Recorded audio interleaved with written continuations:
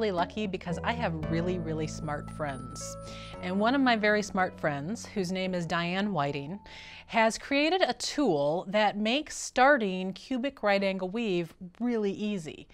Not only does it start cubic right angle weave, which we of course refer to as CRAW quite often.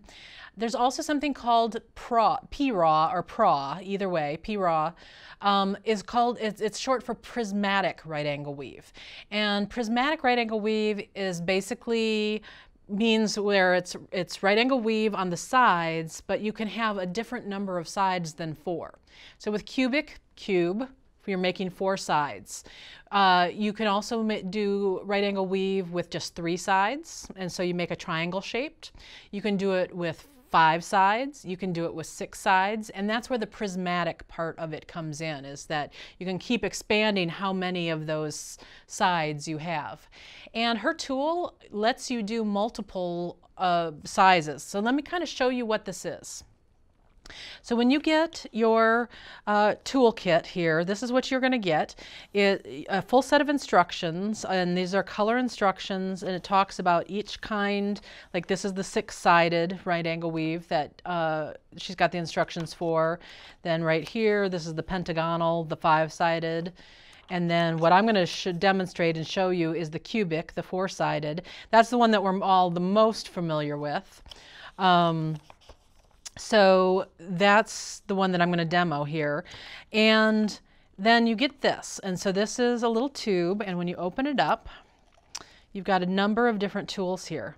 And so she's created these starter strips basically for each one of these number of sides. So here you can see where you've got the 3 beads on the top and 1, 2, 3 sides. So this is for the triangle shaped one. And then here is what we're going to use, which is the cubic right angle weave one. You've got the 4 sides and it's squared up. And then you've got 5 sides here. It starts looking a little more rounded. And then 6 here, and this looks very tubular once you get to 6 sides. Okay, so this tool is multiple tools in one. The other thing it comes with is one of these little tiny bead stoppers, a little baby bead stopper that you can use, and I'll show you how you're going to utilize that. And so let's see how this works. Basically what this is a starter strip. And I've talked about starter strips before with peyote stitch, and this is just a starter strip for right angle weave. And what you're going to do is use this as a temporary thing that you can hold on to as you're getting it started. Because anybody who's even taken a class with me or started a right angle weave project knows getting that very first box or that very first unit created is the hardest part of the whole class. Sometimes when I'm teaching cubic right angle weave to a new group of students, it can sometimes take people an entire hour to get to where they get that first box and know what they're doing when they're doing it. So having a starter strip like that, where it's already created and you're just building off it, and then after you have enough to hold on to, you're going to remove this section and it'll be a tool for you to use again, and then you've already got this section started. That's huge. It's an absolutely huge thing to be able to do. So here's how we're going to start it. I've got a new needle and thread here, and I'm going to kind of come up through the white bead on the side and then across the red bead here. Now I'm going to just hold on to this thread so that it doesn't pull out, but this is what the bead stopper is here for too. So if you want to, you can put the little bead stopper on here. If you haven't used it before, it's a little spring. So you can kind of open the spring here with the little levers, put your thread inside the spring, and now when you tighten that up, it kind of holds as, you know, a stopper bead, you know, when I have you go pass around a bead. The only reason I'm not going to use it is because I'm a tangle monster, and so I will frequently get my thread tangled into these bead stoppers. So for me, I think holding on to it is just going to be a little bit easier for me personally. So I'm just going to, as I'm holding the starter strip, I'm just going to hold that tail underneath my thumb there to hold it on. One other thing that I should mention to you is when I have done my video on how to do cubic right angle weave, I have you hold it horizontally and you build this horizontally. The more common way for people to learn how to do cubic right angle weave is to hold this vertically and learn how to do it this direction. And I want to point out that the steps are identical. It's literally just, the only difference is how your orientation is, how you're holding it. So everything that I'm going to be doing horizontally, there's no reason why you can't do it vertically. And actually her instructions are written in the vertical manner, okay? So it's the exact same thing. Now, some Jilly showed up at this video shoot today, and believe it or not, I do not have a single set of size 11 seed beads or size 8 seed beads with me. I only brought 15s. So I'm actually going to do 15s, which means this first unit that we create, it's going to look a little weird. There's going to be a lot of extra thread showing here. That's okay, because remember that this is a temporary connection and we're going to take it off later, okay? So I don't want you to kind of freak out when I start doing this and there's lots of extra thread showing. The brilliance of this tool is that you can use it to start any size seed bead and it's okay. So just like I would do with normal cubic right angle weave, I'm going to pick up 3 for this first face, pass back through the bead that I was originally coming out of, okay, turn that towards myself, pass through the next bead straight ahead, which is going to be yellow. She has color coordinated these for us to help us kind of see the different sides, which I think is awesome.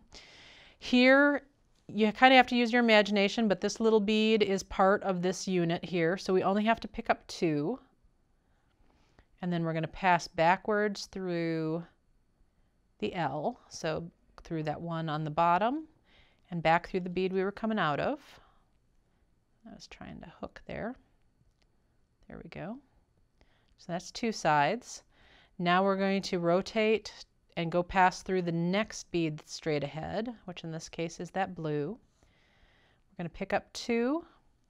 We're going to look closely here. Like I said, we're transitioning from an 8 to a 15, so this is our proportions are off a little bit, but it's this bead right here that then connects with the bead straight ahead that we went through. So we went backwards through the L, okay. This time we're going to go straight through the bead straight ahead, which is the green. This is our last side, which means now we've got a side bead here and we've got a side bead here. So we're going to go up through this side. Okay. We're going to pick up the bead that's going to connect it out here, pass to the other side, and then remember how we go all the way up to the tip, and then reinforce those beads on the tip. So here's our tip. See, we've got our 4 beads right here. 1, 2, 3, and 4, like so. And then I'm going to just pass through this one, so we're starting on the same side as the as the red bead again. And so now we're just going to continue doing our cubic right angle weave. If you'll remember, the mantra as you're building these units is 3, 2, 2, 1. On this first face, we need to pick up 3 beads because we just have 1 bead that we're connecting into. So there's our 3, like so. Rotate towards yourself, pass through the bead that's straight ahead. This time we have 2 beads there, this guy and this guy. So we're picking up 2, going backwards through that L shape. Rotate, go through the beads straight ahead. Pick up 2. This is our second 2 of our 3, 2, 2, 1. Go backwards through the L. Rotate forward. Go through the bead straight ahead. Now this is our 1, which means that we, in addition to going through the bead straight ahead, we also have to go through that bead on the side to get out over here to add the bead that we're missing, which is our right wall over here. So we'll go across the floor, back up the left wall. Then we want to get back out to that tip. Here's our 4 beads on the tip right up here. We want to go around those 4.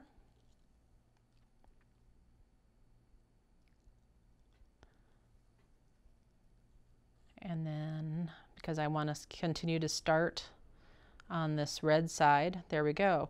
So let me bead fast here for a minute, and I'll get a little bit extra going on here, and I will show you how you're going to detach this.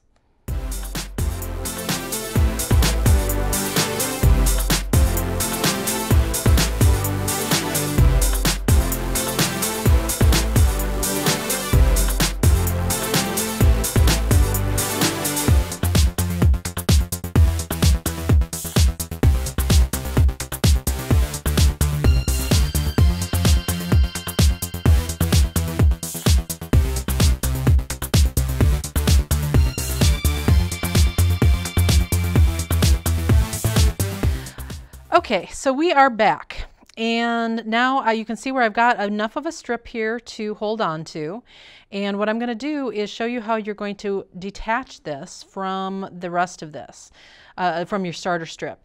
And just so you know, there's going to be some sacrificial beads here on that first round that we did, and that's life. They're just little, they're gonna, you know, fall off, but you're gonna have plenty to hold on to after that one round falls off.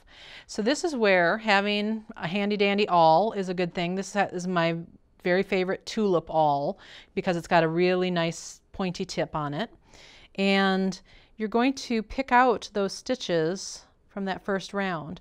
And you really won't have to pick out a lot of them. And in this case, I was using the darker, the smoke-colored fire line, so it's really easy to see because she has used a white-colored thread in here, so you can really see which are the threads that are yours as you kind of pull this out a little bit. So this is the only little persnickety bit. If you wanted to, what you could do when you do start this is instead of picking this out, is you could use a separate thread to start this out if you wanted to. But really picking it out here is not that big of a deal. Look, I'm almost done. You can see where it's nice and loose. You can kind of see there's one of the sacrificial beads that's coming off as I'm picking this out. And then there's 2 more that are going to come off right here. There's one, and there's the last one. And so now it's disconnected. But you have got an already started strip here with 1, 2, 3 right angle weave units, and they are perfect. I mean, look how beautiful and perfect that first cube is because it was already built off another cube. And that means that you don't have to deal with that whole struggling of creating that first new cube again. I think that this tool is fabulous for, I mean, it doesn't matter how many times you've done cubic right angle weave.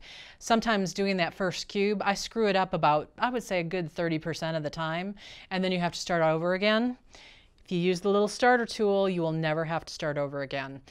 Additionally, because she's got 4 tools for the price of 1 in here with the different sizes, the different shapes of the PRAW, that's something else that it gives you another whole venue of projects that you can do and explore using the triangle shape and the hexagonal and that kind of thing. So it's something that I will probably explore here on our channel too.